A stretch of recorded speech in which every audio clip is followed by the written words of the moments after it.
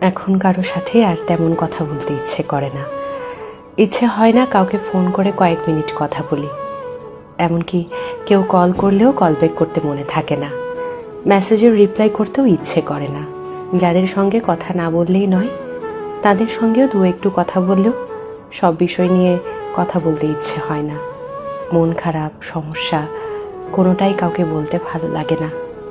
এসবের জন্যে আমি দুঃখিত। শুধু ভালো লাগে সারাদিন নিজের মতন থাকতে। ব্যস্ত থাকি বা না থাকি, তবু নিজের সঙ্গটাই মাত্রাতিরিক্ত প্রিয় হয়ে উঠেছে। যেই সঙ্গীহীনতায় একটা সময় আমার মন খারাপ হতো, মনে হতো আমিই যেন দুনিয়ার সবচেয়ে একলা অসহায় মানুষ। সেই খারাপ লাগা, সে একাকিত্ব আজ যেন সব থেকে বেশি প্রিয় হয়ে উঠেছে। এখন অমুক বন্ধু খোঁজ না নিলেও আর খারাপ লাগে না। কেউ ভুল বুঝলেও নিজেকে আর প্রমাণ করতে ভালো লাগে না। যারা আমার উপর অভিমান রাখেন কিংবা ভুল বোঝেন, আমি দুঃখিত। আমি নিজের ইচ্ছের বিরুদ্ধে